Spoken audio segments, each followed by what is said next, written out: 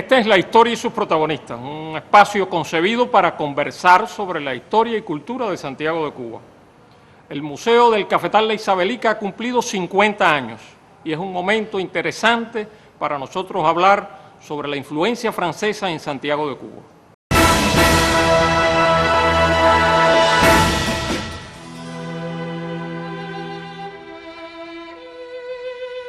En el año de 1808, la invasión de los ejércitos napoleónicos a la península ibérica provocó la expulsión de miles de franceses que se habían asentado en Santiago de Cuba después de la Revolución Haitiana.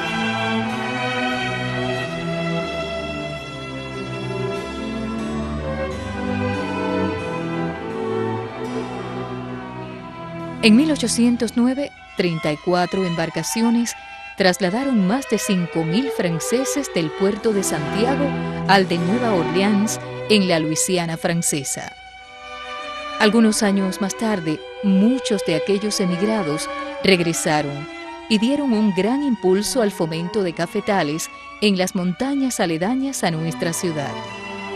Santiago de Cuba se convirtió en las primeras décadas del siglo XIX en un emporio cafetalero gracias al empeño de esos franceses y al sudor y la sangre de sus esclavos.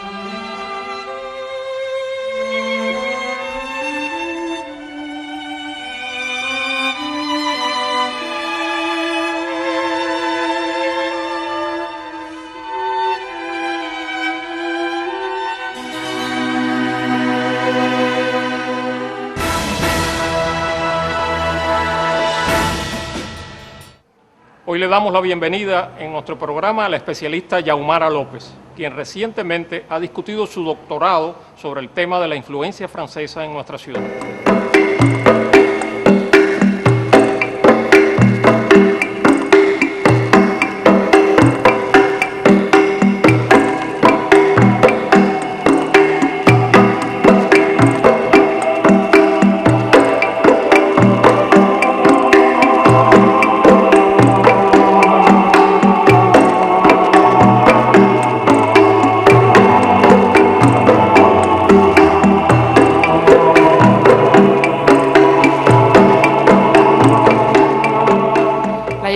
Franceses a Santiago de Cuba a inicios del siglo XIX provocó un auge en la producción cafetalera que definió que la economía local recibiera como un nuevo impulso y se concretaran muchas de las aspiraciones de los hacendados locales que hasta ese momento no habían podido cumplirse. Este auge de la producción cafetalera estuvo definido principalmente por la puesta en práctica del método húmedo para la producción cafetalera. El método húmedo aún en nuestros días es el más utilizado por los productores, los grandes productores de café a nivel mundial, y está definido precisamente por la utilización de la fermentación y el sucesivo lavado del café.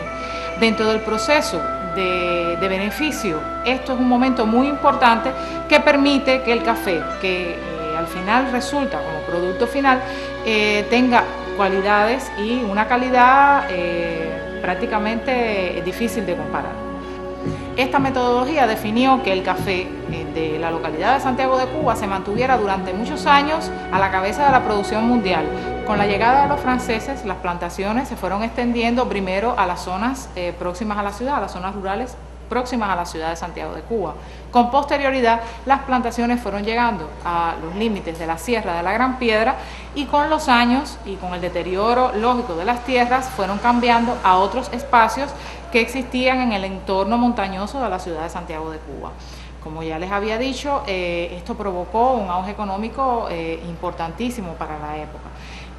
Auge económico que se vio en algún momento frenado por las guerras de independencia. La primera guerra de independencia provocó que se quemaran muchas de estas haciendas, aunque algunas lograron sobrevivir y continuaron su producción a lo largo del siglo XIX hasta la Segunda Guerra, la Guerra del 95. Con la Guerra del 95 se perdieron la mayor parte de ellas y la producción cafetalera, con ese auge que se había vivido en los primeros años del siglo XIX, pues ya no se pudo recuperar hasta mucho tiempo después. Un ejemplo clásico de estas haciendas de producción cafetalera es la hacienda cafetalera La Isabelica, el primer museo fundado después del triunfo de la Revolución Cubana, donde se puede observar todo este proceso de beneficio del café en todo su esplendor. Presenta todos los espacios productivos, los tanques de fermentación que están cerca de las márgenes del río, la tahona, gran molino que se encuentra también ubicado en las proximidades de la casa vivienda, los grandes secaderos que caracterizan el lugar y crean un espacio muy interesante para la vista del paisaje, y la casa vivienda, que es el centro del cafetal propiamente dicho, el cual tiene esta casa vivienda, tiene la tipología de casa vivienda almacén, muy interesante, un primer nivel de piedra, segundo nivel de mampostería y un techo espectacular de entramado de madera. La Isabelica como museo muestra este procesamiento en todo su esplendor, amén de muchos utensilios de los que eran utilizados en las haciendas de la época, que fueron rescatados por sucesivos trabajos arqueológicos que practicó el investigador Boitel en la zona del cafetal propiamente dicho y en otras zonas de haciendas cafetaleras próximas en la región.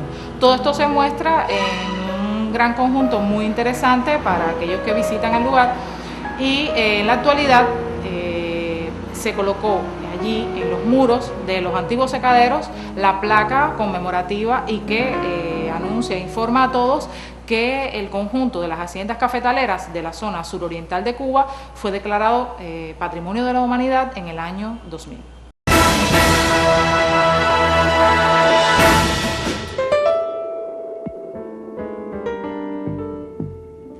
Los cafetales franceses santiagueros forman parte de la lista de Patrimonio de la Humanidad. En lo alto de la Gran Piedra se alza la Isabelica restaurada y las ruinas de la Favorita, la Gran Sofía y la Mariana.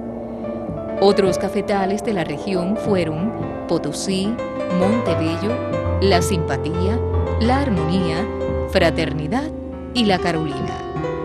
Allí también están La Fortuna, donde nació el poeta José María Heredia Girat, y La Sidonia, que evoca a Emilio Bacardí en su novela Vía Crucis. Todo un mundo de riquezas creado con el sudor de los negros esclavos.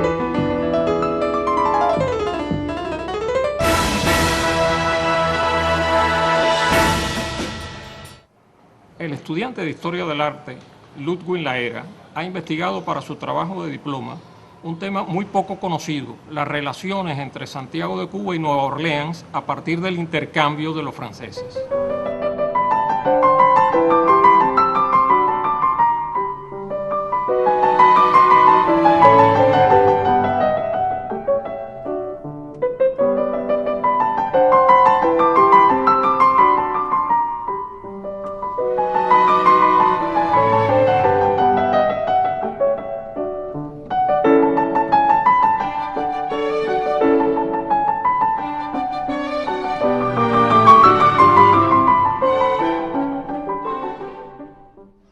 La ciudad de Nueva Orleans y Santiago de Cuba tienen mucho en común.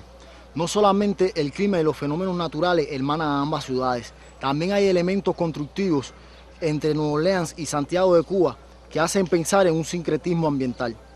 Entre ellos podemos decir que se encuentran el hierro forjado, los techos y las tejas de tejamanil. También se encuentran las puertas, ventanas y persianería a la francesa. Todos estos elementos constructivos nos hacen pensar que hay una unidad primigenia en cuanto a una arquitectura vernácula en la unidad entre ambas ciudades.